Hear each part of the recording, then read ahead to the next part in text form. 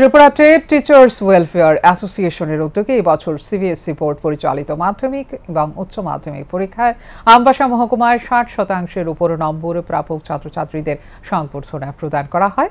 রবিবার ছুটির দিনে অ্যাসোসিয়েশনের উদ্যোগে কোলাই কলোনি উচ্চ বিদ্যালয়ে আয়োজন করা হয় এই সংবর্ধনা অনুষ্ঠান। প্রদীপ প্রজ্বলন করে অনুষ্ঠানের সূচনা করেন কোলাই দ্বাদশ শ্রেণী বিদ্যালয়ের অধ্যক্ষ সুশীল দাস। এছাড়াও অন্যান্যদের মধ্যে উপস্থিত ছিলেন সংগঠনের রাজ্য নেতৃত্ব অজয় পাল, মহকুমা স্তরের নেতৃত্ব স্বপন নম সহ আরও অনেকেই।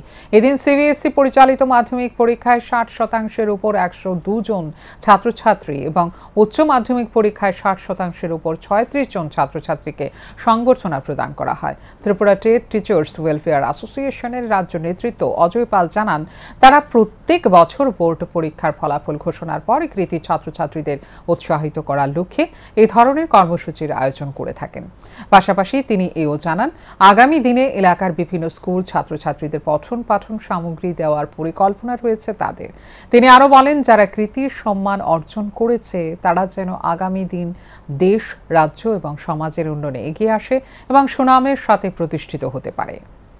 আমরা যারা মাধ্যমিক উচ্চ মাধ্যমিক পরীক্ষায় সেন্ট্রাল বোর্ড হোক আর ত্রিপুরা বোর্ড হোক, সেখানে যারা কৃতিত্বের সঙ্গে উত্তীর্ণ হন তাদেরকে আমরা উৎসাহিত করার জন্য একটি অনুষ্ঠান করি, মেধাবৃত্তি।